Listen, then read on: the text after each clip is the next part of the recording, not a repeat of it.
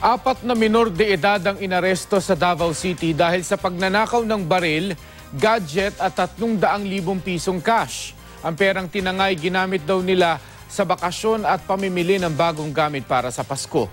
Makibalita tayo kay Sheila Vergara Rubio ng GMA Davao.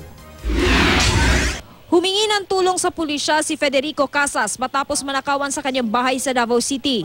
Tinangay ng mga magnanakaw ang kanyang baril, tablet computer at 300,000 pisong cash.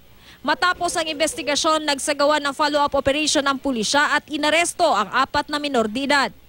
14 hanggang 17 ang kanilang edad. Nabawi sa mga minor de edad ang baril ng biktima, pero wala na ang tablet computer at ang natira sa 300,000 pisong cash, 20,000 na lang. Aminado naman ang mga minor de edad sa kanilang nagawa. Nagawalan daw nila ito dahil gusto nilang magsaya ngayong Pasko. Nakapag-hotel pa nga raw sila, naligo sa isang resort at bumili ng mga bagong gamit. Tara mo 50 ako 50 mil akong nakuha. Gibahin-bahin nila ng uban kwarta. Ikaw nagkuha sa? Shotgun. Ha? Shotgun. Nung gikuha mo doon mo, kabalo kung gamit ito?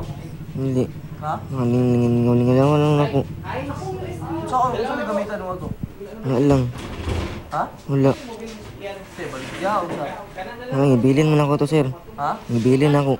Dahil mga minor de edad, iti-turn over sila sa DSWD. Nahuli natin yung 4 na minors na mga suspects allegedly sa isang robbery incident dito sa area natin. And ngayon, nasa pangangalaga na sila ng Women's and Children's Protection Desk for proper disposition.